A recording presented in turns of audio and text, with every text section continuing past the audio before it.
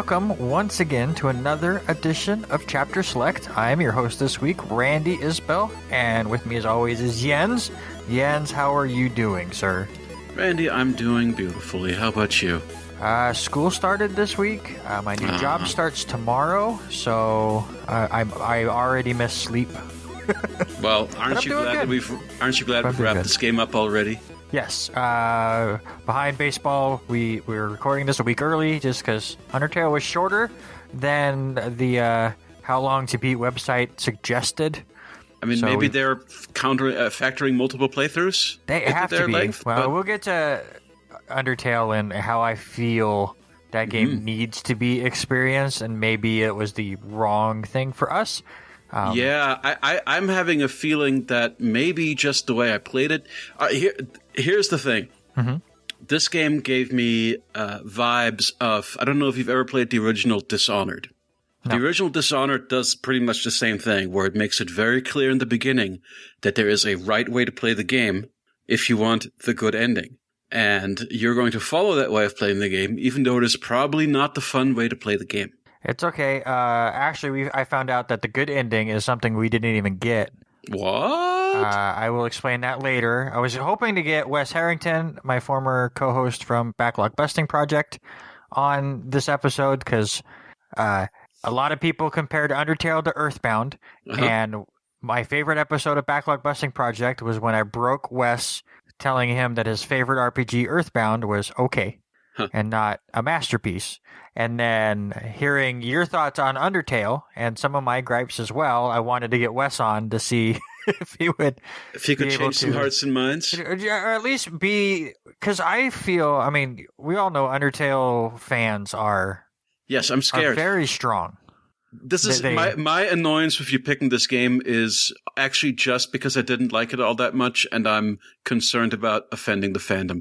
Thankfully, we don't have listeners, so yeah, thankfully, I did not stream this winter like I was planning to, because I enjoyed this more than you did, but I don't think it's to the level that they do. But again, we played it one time through. I played about halfway through a second one just to see differences. I want to know right away, how much more health do you get through leveling? Lots. That makes a big difference. I am in Snowden, which is like the second or third area of the game, and I'm already double health. Almost triple health now. I have like 50-some health instead of the 20 that you start with. So killing definitely changes the battle system, and we played it on a more difficult way, I think. Yeah, very painful way. Especially if you do not like the bullet hell stuff. Yeah, I was ready to throw this game. I was ready to rage quit on this game pretty much at the point where you fight the robot when the robot turns into the rock star. That's a hard fight. I understand. Get over 10,000 audience applause or cheer or whatever it is, and each time you play around against him, it gives you somewhere between 100 and 200. Cheer, unless I guess maybe if you're really, really good. I don't know if I just wasn't playing that well, but it just feels like that fight, and it ticks down also. So like the number keeps ticking down. So I feel like I had to have like 20 perfect rounds against him in a row. Mm-hmm. It was pretty. We'll get into it. We'll get into it because that fight especially was one that I really thought was clever. But I agree, like the mechanics of it for what we were trying to do was rough. But first, we should talk about what this game is. Yeah, but first, but first, I want to talk about something before we get to Undertale.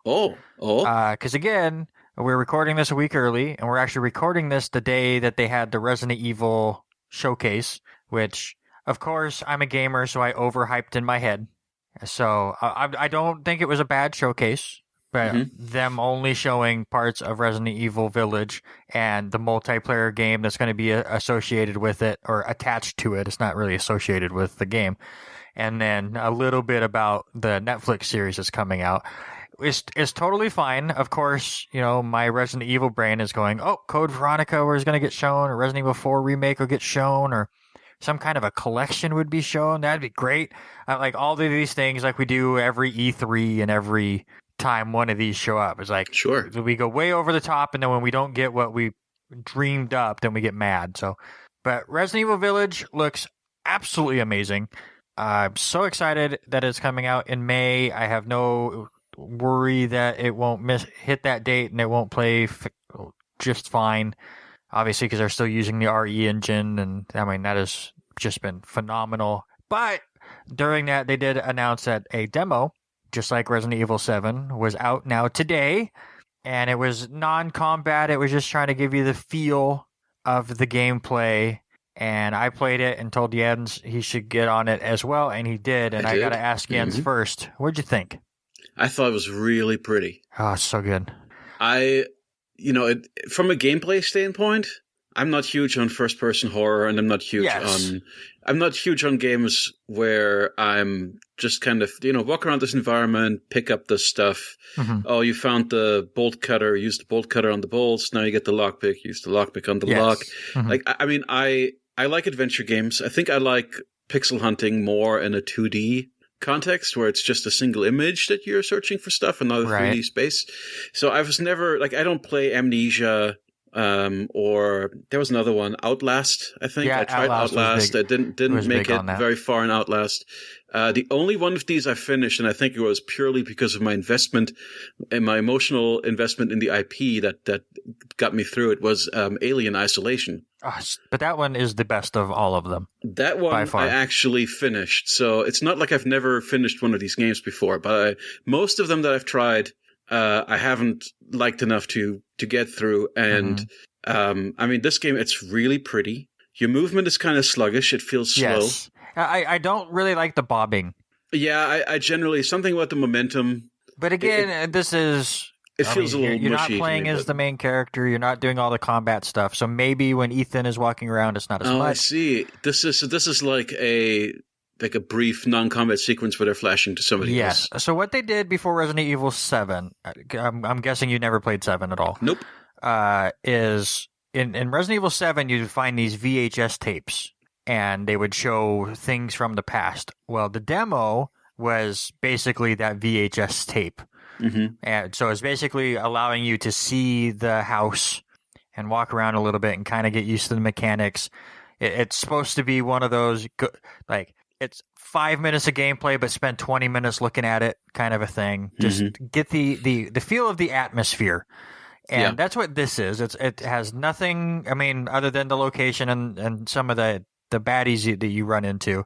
It really has nothing super connected to the main game. Obviously, in the main game, you're going to be able to shoot and dodge, and they're talking about the blocking system that they have in here and some of the stuff that they brought back from Resident Evil 4. So, but this was just an atmosphere trailer or demo, excuse me. I know... what little I played of the puzzles were not interesting to me. It was really just collect the things. Yeah, there was nothing. There was not really much of a puzzle. This is locked. Go find thing that unlocks it. It was very simple. But they will have another demo this spring, which I would guess will be more of the combat side. But again, it was just to get atmosphere. And I'll say this: I've been really hawing and thinking about buying one of those PlayStation headphones. Yeah. Because they're supposed to have the spatial awareness better than most headphones and really work with like the 3D audio. Playing this demo has me almost convinced I have to buy a pair of these headsets before this game comes out. Mm-hmm. Be aware of the fact that those headphones have actually software settings on the PlayStation where you can turn the 3D-ness of it up and down. So if you put them on and you think, oh, this isn't quite like it's not as pronounced enough of the surround, you can turn the surround up, the surroundness of it. But there's so many small noises and stuff I could hear that I'm like, oh god, if they were in my headphones right now, I would be. The sound design's really good. So it just has me excited. Again, it's not something that if you're not into Resident Evil or you're not interested in the game, I'm not recommending it to people. They're like, this is going to sell you on Resident Evil 8. No, it just gives you a piece of that atmosphere and the sound design and the graphics. And I was almost sold when you leave that little prison area, that very drab kind of dungeony prison area. The moment you open up into the mansion? Yes, and you go into that foyer and it just looks amazing. Yes. I know I've talked about how Demon's Souls is the best looking PS5 game right now. And I was looking at this through the lens of like, okay, but is it prettier than Demon's Souls? And at first I was thinking no, and then as soon as you go into that room, it's like, okay, yeah, no, you've got it. This is what I want from next gen. Remind me when we get done recording, I'll send you the video of the actual trailer they sent just to see what you think of the gameplay. Because I know you're not in the spooky, scary kind of game, so I'm not going to like throw this on the list unless that kind of gameplay gets you. Because again, there's going to be a little bit of what we saw in this demo. Yeah, as I liked it I liked looking at it. Yes. I'm not enamored with the gameplay at all. I don't expect that I would be playing it. Yeah, how about you? What do you think? I'm 100% sold. I absolutely. I mean, I am a Resident Evil fan that would rather play the gameplay style of the Resident Evil 2 or Resident Evil 3 remakes over what 7 was and what 8 looks to be. But I love that there is that much of a difference between them. It keeps it fresh to me, since Resident Evil has kind of become like an Assassin's Creed where we're getting one every year. Mm-hmm. So to flip back and forth between the two styles is really interesting. And again, the way if 8 is like 7, it's going to ramp up in action. So 7 was you're checking out the house, you're finding all the items to get yourself out of the house. You have a bad guy that's basically hunting you the whole time. Once you get out of that house, Resident Evil 7 is a whole different game. And I'm curious if 8's going to do the same, because obviously you're going to have werewolves, and in the trailer they showed this big giant dude, which is reminiscent of a thing that we're going to talk about next week on Resident Evil Afterlife. It's kind of what he reminded me of. But, oh yeah, I'm 100% sold. Resident Evil is the last few have got me back into the series. I think 5 and 6 kind of killed it for me, and now we're you know me, we're back I'm a big on the right fan path. of 5. 5 to me is the best one. Well, 5 is the reason Afterlife is what it is, sir. So, well, we can talk there's about a lot that next week. a lot of stuff from 5 shows up in that movie. It really does. All right, so I just wanted to bring that up because I mean, honestly, again, we've only been a week since we recorded last. I haven't played anything else. Have you? Oh, I mean, I've been playing our next game, but I won't talk about that yet. Yeah. So after I finished Demon's Souls, I had to kind of jump right into our next game because I had the itch. And by the way, we will just say that right now. So if you don't make it all the way through our episode and you want to play the next one with us, because this will be a one-parter. Again, Undertale was shorter than we thought. But we will be playing Star Wars Jedi Fallen Order for the next episode or 2 or 3, depending on how hard some of the bosses are for me and how much of a baby I am. Well, you can always... Here's the thing. If you really... that game is a safety blanket because... You can play it as hard as a Souls game, but if you really get stuck, you can dial it down to baby mode. No, story mode, sir. I almost picked it just for fun, but no. I like that it's story mode. If you just want the story, go. Even Jedi Knight is not a problem. Yeah, but like, I went with you. I'm doing Jedi Master. I'll see. I mean, how again, I'm not forcing. I'm not forcing you. No, it's just a recommendation. I want to play it how it feels, and so far so good. I haven't played a boss yet, but so far so good. It's the one that it's one of those games where they actually recommend the difficulty in the menu. Do they? And they say like this is the one, or this is how it's optimized or whatever. Let's get to the game in hand and let's play Undertale. Let's talk about what Undertale is. This game came out September 15th, 2015. Basically made by one guy, Toby Fox. And I think that's the impressive part to me. It's obviously graphically wise, it's nothing impressive. It's very old school looking, very basic, very generic. I like the art style. I mean, it's fine. I'm not saying it's bad, but it's got a lot of character. I like the character designs. But the amount of extra stuff that he throws in here is just clever to me.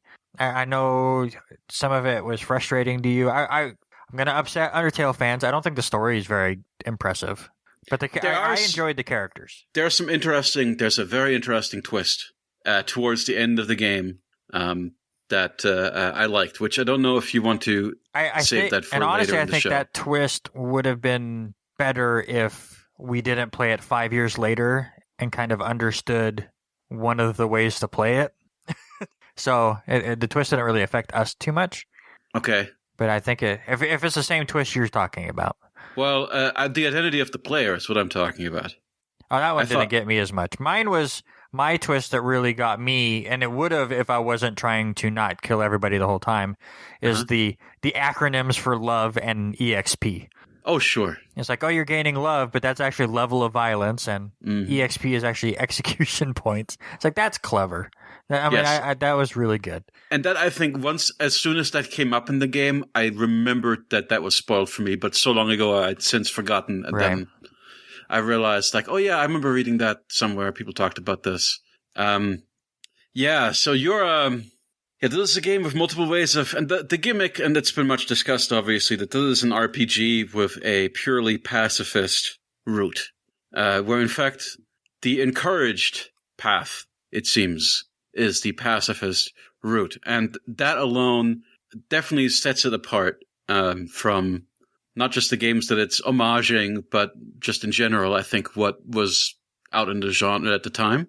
Correct me if I'm wrong. It does seem fairly innovative in that way, apart from Shin Megami Tensei. Because when you think about it, Shin Megami Tensei has been doing you can talk to the enemies, and if you give them the right answers and tell them what they want to hear, they might give you an item, or they might even join your party, or they'll go away peacefully. Like it's not like the idea of talking your way out of a battle or resolving an RPG battle in a peaceful way alone is necessarily completely novel, but still. Yeah, I actually like the puzzle aspect on some of those. It wasn't just fight or what was it on there? Mercy. It was you have to talk to him a little bit. You have to use the action button to get into a bunch of different options and find the right combination to get their guard down, so that you can give them mercy and they give you mercy and you move on with your life. Here's the thing with that puzzle component of the pacifist playthrough. So yes, you can either just straightforwardly fight, or you have to pick the right one of those options. And I do think that in most cases, it was pretty obvious which option you would pick, because there would usually be one or two that would be unique to that enemy type. And of those two, one just seems like, oh, this is the kinder one. So it's like, okay, I've got to hug this one, or I've got to not pick on them, or, whatever it is. But it always seemed to come down to, the way that we all... It's funny, when I came to America as an exchange student, and we don't have multiple choice tests in Germany. So this idea of just everything being multiple choice was fairly new to me at the time. And it was funny because it really was not... At worst, it was a 50-50 of whether you wouldn't get something right. Because I guess you're right. Out of the 4 or 5 things, there would really only be 1 or 2 viable options, always. True. That's true. At least if you apply a little bit of common sense. So at the most, what you do is you waste a turn on the one action that it's not the right one, and then you get the right one, and it basically gives you positive feedback that you're doing the right thing. And then you do it a couple of times, and then once you've done it enough, you can apply Mercy, which ends the fight with 0 XP and 0 gold. You do sometimes get gold. Oh, that's true. I'm trying to think of what there was another metric, right? No, just the XP and gold. Just XP and gold. Okay, I'm already... This game, even though I only just finished it a couple of days ago, I should have probably taken better notes. But the point is, when you're playing this as a pacifist, the fact that you don't level, to me, it makes every fight just feel like a waste of time that you want to get out of as quickly as possible. Like, I just don't want to... I'm going to, it's these guys again. Okay, this dude, I've got to hug him. And then this one, I've got to flex. Well, and once I've flexed 3 times... You do realize if you just get into a random counter, you can just run. Flee is not always available. If it's a random encounter, it is. Okay. And actually, I'll give this game credit. I don't think there are that many... The random encounters are not that frequent. Yeah, that's the problem. So I'm going back... Because the reason I finally decided I want to play this game is because Wes, who had already talked about with the Backlog Busting Project, has been stuck on the Sands fight in the Genocide run forever. So I'm like, I want to give this a shot. So I've been doing a Genocide run. We recorded too soon before I can get there. That run can get really annoying because you have to kill every random battle possible. It's not, okay, if it's there, you have to kill it. You have to stay in the area, running around until it finally goes, and then no one appears. which sometimes it's 20, sometimes it's between 15 and 20 so far from what I've seen. Mm-hmm. And I was stuck on a spot for 20 minutes last night, running around, just trying to get. It kept save points will tell you how many you have left, and it said you have 2 enemies left, and I just could not get the random battle to trip until I finally did, and that part was a little annoying. But I agree that you don't get a lot of random encounters, so you're not running it every 2 seconds. Right, which is good in a pacifist run because, again, the fact that you basically don't get rewarded for doing battles just makes them feel like a total waste of time most of the game. I mean, I got really no joy out of any of the repeat encounters in this. Well, like anything that was not a unique boss fight where there was a conversation or a special puzzle to it. I just like, oh God, just let this be over. But I think a big part of that is that I do not enjoy the bullet hell sequences. If you told me up front that this was essentially, I mean, it's so weird. You don't expect this, right? If you're saying, oh, it's a spiritual successor to Earthbound, but really it is a mashup. It's not a successor. It's just people that love Earthbound seem to love this. Yeah. It seemed people compared it to Earthbound a lot, but it's like if you just told me it's basically that one mechanic from Shin Megami Tensei or Persona combined with little bullet hell minigames, I would have probably passed on this just because I am not good at bullet hell. I do not like bullet hell. And the thing with this game is it puts the bullet hell in a tiny little window. I mean, the window gets bigger and smaller depending on the boss. Like it changes the challenges up pretty much by changing the arena. But at no point did I ever really feel comfortable with it. I will say I like the difference in the bullet hell. There wasn't just, here's a bunch of shit on the screen. They introduced more and more mechanics over time. There's a lot of different things. I'm not just the mechanics, but like you face a puppy and a little dog jumps instead. Oh, yeah, they do cute stuff. Like the things that you have to avoid relevant to the character, right? Like there'll be a frog monster. And his attack will be a little frog that jumps from one side of the little screen to the other, and you've got to dodge the frog or a bunch of bugs. Dodge the biceps when the bodybuilder is flexing. Right. So there's that part but it always amounts to basically kind of keep your little heart icon in the black area, avoid the white areas, and then when there's colored lines, there are different effects where you'd say like, okay, this blue or teal one. You know, if you're standing still, it'll pass through you, but you can only stand still in certain places or for so long because you also have to avoid the white stuff. Yep. Or certain enemies, you know, like there's a vegetable enemy, and you asked him to make dinner, and then it's like an eat your veggies thing where you've got to collect the green. Green things you generally have to collect. That's how it tutorializes you. It's by making it. Yeah, green actually heals you too. Yes. But I want to say real quick, because I'm sure if anybody's listening, this Undertale fans are yelling at us right now. Because you keep saying we did the pacifist run, and I'm here to tell you we did not. Okay, explain. So we were attempting to do the pacifist run. I attended both dates. I didn't kill anybody. So you got to where he is able to change into Azrael? I'm confused how you did it. You do realize that you can just reload your save. Yeah, you're right at the ending. Yeah. Well, I think it just pops you right back in. Yeah. And I went, that's the end of the game, and I turned it off. Wait a second. What? Are you telling me that you got to the very end, and instead of doing the proper ending, you started a genocide run? Yeah. Okay. Because I rolled credits, and then it just popped you right back to that spot where right before you do the fight. So I figured it just loaded up my last save file. Oh, do you still have that save, or have you overwritten it now? You have to delete it. You can only have the one. Oh, it's fine. I don't need to see it. I've got my platinum. I'm good. I'm totally fine. I can look up that ending. Dude, you don't even have to finish the game for a platinum. The platinum in this game is pretty meaningless. I was expecting this game to have because from what Wes was telling me, Toby Fox absolutely wanted no trophies on his game. And they made him do it, which is why all of the trophies are like, here's you got an item, you got 2 items, you got 3 items. That dog palace thing that we had to do to get our platinum is not even in the original game. He put that in there just to add platinums or trophies to it, which I find hilarious. Man, this seems like the kind of game that would be that you could have really had a nightmare set of trophies for this. Yes. Absolutely. Yeah. But the one thing that neither of us have been able to experience, I am a little, well, I only am a little bit now because I'm getting different responses now that I'm killing everybody. But from what I've been told, if you go through and you kill people and you beat the game or you just finish or whatever, and then you restart a new game, when you get to those enemies, they kind of remember you killing them in the past, which I find really clever. Neither of us have been able to really experience that. That's neat, though. But I will say that's one of those things about this game that I feel like we weren't playing it right for this podcast because we're just playing through the game and experiencing it. And Undertale, and why the fans, I think, love it so much is because they've played it so many times and there's so many small, intricate little things that get changed based on how you play it. And like I said, the enemies and characters remembering different things.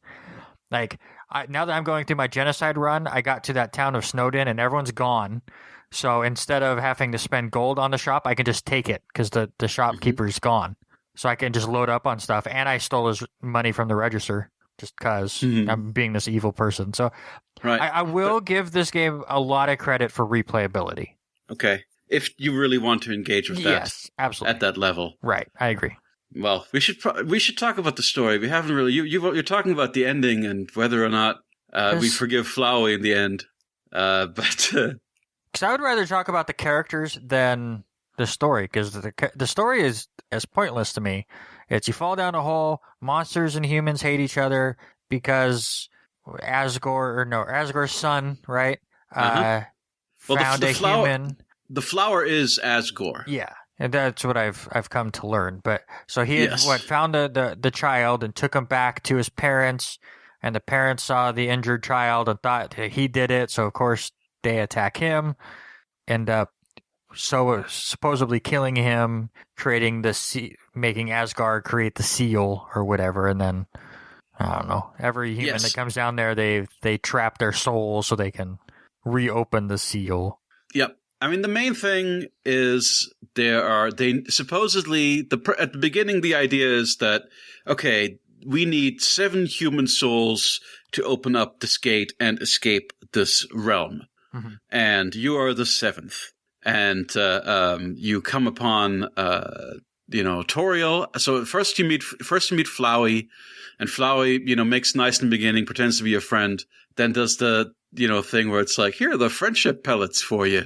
And tries to kill you, and then Toriel saves you. And Toriel, who's kind of who's a caretaker, she's like a goat lady. Yeah.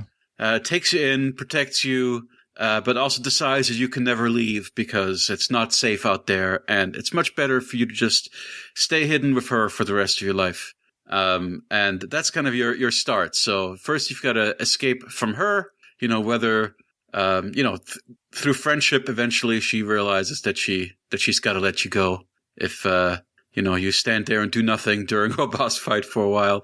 And then you go on a big quest and you meet a bunch of skeletons along the way and a bunch of people who are all technically demons and hired to hunt you and bring you to Asgore. But because of your overwhelming kindness, and you treat them well, and even when they almost die, there's this whole thing where, like, Undyne, there's a boss fight with Undyne where she chases you and then collapses from heat stroke in her armor, and you give her some water. And some of them, after you befriend them, Papyrus, after you defeat him and befriend him, you can date him. You can go on a date with him. You can go on a date with Undyne. And in fact, you have to for the pacifist ending. You've got to build all those relationships. You've got to turn all these people that, are technically henchmen of the bad guy into your allies. And then eventually you confront the bad guy, and there's a whole bunch of revelations. And one that I want to talk about is that in the beginning of the game, you name your character, and people call you that character. People called me Jens the entire game. And then at the end, it turns out that you are Frisk, and that the person you named was actually the first fallen human, the first soul that they claimed. And that they, I guess, just kind of refer to every human by that name. The human who became friends of Azrael. The human that the monster's always talking about. Right. When you're in the lab, the true lab. So I really liked all that stuff a lot. And I really liked wait, did I say that Azrael was Flowery or Asgore? Asriel. Okay, good. So that's correct. Right, Asriel's spirit kind of enters the ground, right? Asriel is Asgore and Toriel's son. Yes, yes. Yeah, sorry. The whole Asgore-Asriel thing is very... It's like Sauron and Saruman or something, you know? It's like, why would you give these two characters in your story such similar names? I mean, I guess it makes sense as a naming convention. Maybe it's a family thing. I guess it makes sense. I don't know why I'm complaining about it. Anyway, so yeah, those reveals are pretty cool. And generally, I like the characters a lot. I know you wanted to talk about the characters. Yeah, to me, the characters were the best part of the game. Like, as you said, you already talked about Papyrus and Sans, the two brothers. I like some of those conversations. Again, now playing the Genocide run, those conversations are completely different. Papyrus gives you all these puzzles at the beginning that aren't that hard, but he finds them clever. I love the one where he's like, all right, if she steps on the wrong thing, she's going to die, and then he walks through the snow. Yep. Just like follow his footsteps. In the Genocide run, you don't have to do any of the puzzles. You just walk right by it. And you get to the end of it, and he goes, I hate people that don't like puzzles. Fun. So there's a cute thing. But those two characters were entertaining. I mean, they're the best. Yes. Firstly, I love that their text is in Comic Sans and Papyrus fonts. Yeah. Number one, that always, even though it's kind of an obvious joke, it always makes me laugh every time I see it. I like their dynamic where Sans is just kind of this friendly guy from the beginning, and Papyrus is putting on an act or is trying to convince himself that he's this evil guy, and you gradually win him over through indulging him in his silly little puzzles. I really like that. And I really like the date with Papyrus at the end of that whole arc. I'm going on a date with Sans. I was actually in the middle of Papyrus trying to go on a date with me when I was doing the doggo stuff. And I got my platinum and I turned it off. So I didn't realize there was more to it. Do they all in the end decide that they want to be just friends? I guess that is the inevitable outcome, right? Yeah, I believe so. I like the date with Undyne a lot, where she sets her own house on fire. Nice. What do you think of Alphys, the awkward doctor guy? I was very impatient with Alphys. Alphys, at one point in the game, installs some app on your phone that then allow him to constantly send you text messages and interrupt you. But we've all had a friend like that, right? Sure. There's technically probably times where we might feel like him. I mean, to be fair. So I like that. Yes, he would get annoying at times with take 3 steps and he would call you right back. I like the section where he forgot he friended you on basically the Facebook of the game, and he's talking about being scared to talk to you, or oh, I did, and then after a while he's like, oh, we're already friends. Oh, you could see all of that. Huh. He was great. Mettaton, the weird robot thing, was entertaining. Mettaton would be, if it wasn't for the fact that the final fight with Mettaton is such a gigantic pain in the ass, Mettaton would probably be my favorite character. Like, I enjoy him. He's just kind of this insane robot who puts you through all these crazy challenges. His boss fights are, as we said, a rock concert, a game show. There was one show, right? There was a cooking show? There was a cooking section where he wanted to go get an ingredient. I don't think that ended up being a fight, but there was that section as well. I like all the stuff of him. He's very funny. But I learned, because I died a couple times to him, of course, and I learned the different areas where I felt like I was safe on, and that's when you do you feel risky or you feel cocky one, where I'm not going to get hit here. That really boosted the fans. But yeah, that one is probably the longest fight when you're doing a no-kill run, for sure. I'm trying to think that the monster kid was kind of funny. He was the big fan of Undyne and kept falling every time he saw you. Right, super Undyne fanboy. And Undyne herself, of course, a cool character. And there's obviously a few other smaller characters that get thrown in here. I like all the little things that get thrown in here. I'm usually not one that goes around and talks to all the NPCs, but this game is so small in stature anyways, I just couldn't help myself. And they are all pretty clever and pretty funny.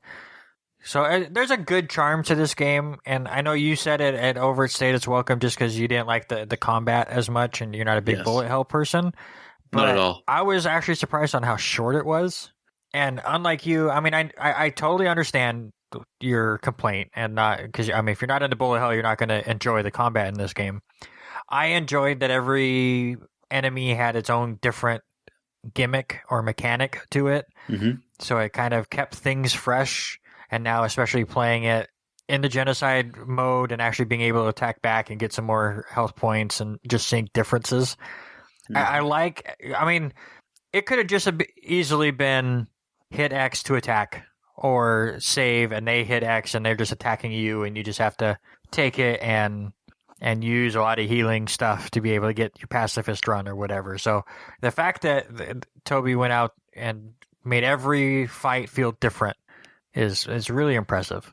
Yeah, it still got repetitive for me just because in a lot of these fights you have to go through, and they do rotate. You know, like each enemy will have like 2 or 3 different kinds of bullet hell attacks too. Yes. That'll alternate it between. So your point is well taken. There's a lot of variety in the particulars, but the general thing that you're doing was still similar enough, except for a couple of ones. Like late in the game, there's one where it's like a reverse bullet hell where you're controlling a shield and you're moving a shield around your heart to protect it from incoming projectiles while your heart cannot move. So there's some stuff like that. Yeah, and I know you paid off the spider lady. You bought the donut. I did not have to fight the spider lady, though it was a big pain in the ass because they don't put any. I'm an idiot, basically, is what it is, because I was very annoyed with the game for the fact that they didn't put any item boxes in the late game, and I ended up walking back through a big chunk of the world just so I could get the damn spider donut, because I put the spider donut away at some point just so it'd be safe, because it seemed important and I wasn't going to use it, and I'm generally a hoarder in games. And of course, it then turned out to be the thing. Because you can buy the spider donut for like $7 early in the game, and then late in the game it's 99,000, or it's like 9,999. So basically unaffordable at that point. Yes. You've got to fight the spider. So I just had to run back to the next nearest item box and deal with some random encounters, which I guess I could have run away from if I'd realized that. And if I'd realized that once you get the phone, you don't have to run back to the item box, I could have avoided it entirely. But as I said, I'm an idiot. So there were definitely times when I was fuming at the game. And it was just because I was missing something that wasn't clear to me, and I was doing it the hard way. I feel like I did a lot of doing it the hard way. Right, and that'll happen. Yeah. I'm trying to think of any, but anyways, that Muffet fight, she has a mechanic where she kind of creates, I guess, just levels. They kind of look like guitar strings. Is the best way to put it. And you can jump between the 3 levels and then move back and forth. And she has gimmicks that. Spiders and bubbles and stuff that'll happen there, and you have to bounce around those. You can't just float around. So again, there was some clever stuff in here. It was cute. I enjoyed my time. I don't think it's this great RPG that the fans say it is, but I haven't played it multiple times, and I'm not seeing all of the different small things. I'm going to finish my genocide run just because I want to see if I can beat that Sans fight and rub it into Wes's face. But yeah, I thought this was enjoyable, and it was honestly just for me a nice little breather. I mean, we've played some bigger games lately.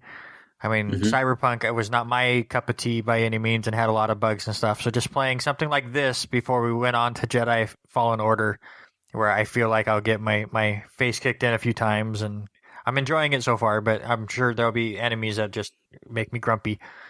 It was nice. This was just a nice, calming game to me. There was other than a few bosses, of course, but it made me pretty grumpy. I know, bosses. And I felt really bad because being like so enjoying this game, and then you're like, "This." Yeah, I said, "Is this the game that finally made us switch roles?"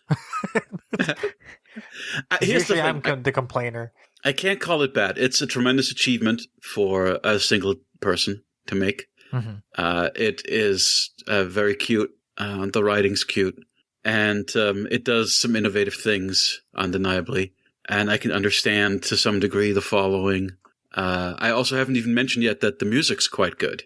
Like, it's a really good throwback soundtrack. It goes back and forth, I think, between being kind of earthboundy chiptunes and being more modern. I don't know if there's a rhyme or reason to it. But it does, other than, I guess, They could have had maybe more dynamic transitions because it just feels like the cues is kind of start and stop. But I really enjoy a lot. I really enjoy just the melodies. It's one of those soundtracks that it's good in that retro game feel, but then also it holds up pretty well to being adapted for orchestra and having like proper arrangements put behind it. So yeah, I agree with you. I know you're the big music person out of the two of us. Always listen to the video game soundtracks. You were listening to Dark Souls before we started, and I'll listen to it off and on as well. I'm just nowhere to your level, but I now agree the music's pretty good. But have you heard the Sans fight music ever? I have not, because I never fought Sans. Okay, well, I just didn't know if you'd ever heard it in the ether before. Oh, I mean, it's possible. I've listened to the soundtrack, and I've listened to as I said, they've done it actually in concert a few times, so I've watched those videos. So, yeah, that song is the one that, to me, is by far the best song in the game. And Sans boss fight music. Let me click on it, and what's it called? Give me just a second. I can cut the dead air out of this. Yeah, Megalovania is what it's called. Okay. It's a beautiful day outside. Birds are singing. Flowers are blooming. Oh, yeah. Oh, man. That's some Streets of Rage ass fight music. Yes. I can tell why you like it. Man, that's good. Yeah, all made by Fox. Toby Fox did all that too. I'm pretty sure I've heard that before in some form. Yeah, I'm sure. Again, I had never played it, and I heard it. It helps that I'm friends with Wes, who's a big fan of the game. But you know me, I like to drop a little bit of music at the end of every show, and maybe I can find a version of that's good, an orchestral version or something. Oh, I'm sure. A lot. That's the song that gets remade the most. All right. I always got to have an orchestra. I, sir, need a rating. Oh, good Lord. I'm between... Oh, don't tell me. I know. I'm just between two scores. Okay. You're between two scores. You're usually between two scores. Well, I mean, but mine's not like between a solid... It's just whether I want to give it the 0.5 or not. Okay.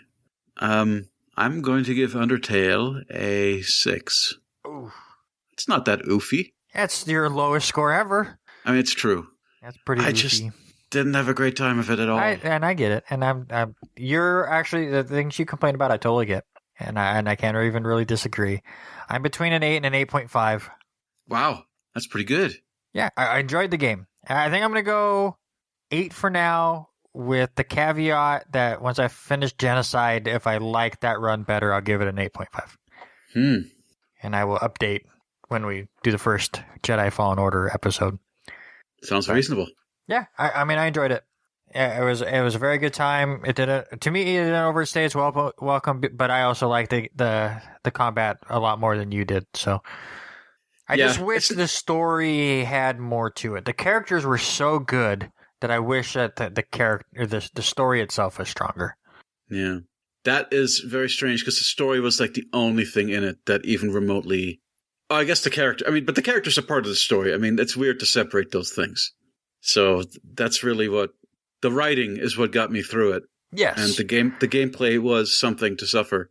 Yeah, the writing's great, the characters are great. It's just that the main story just kind of felt like a background thing, and I wish there was more to it, I guess. And you of course, you enjoy the core mechanics of it. Yes. Yep, makes sense. Well, this next game I think is going to please scratch both of our itches. Like I think we'll both be in good spirits. I think so. I have a feeling. Star Wars Jedi Fallen Order, the mix of Uncharted and Dark Souls. So there you go. It hits both of us right in the feels, I think. So that'll be the next gaming episode. Wow, it'll be February by then. If you like movies based off video games, we do that as well. That is the one we do in between Chapter Select at the movies. And next week we continue down the Resident Evil path with a fourth movie in the franchise, Resident Evil Afterlife. And that'll be next Friday. So check us out there. Check out Jens at Aperture Silence. Check me out at Randy Isbell. Check us out at @chapter_select. But until then, that's Jens, I'm Randy, and we will see you in the next chapter.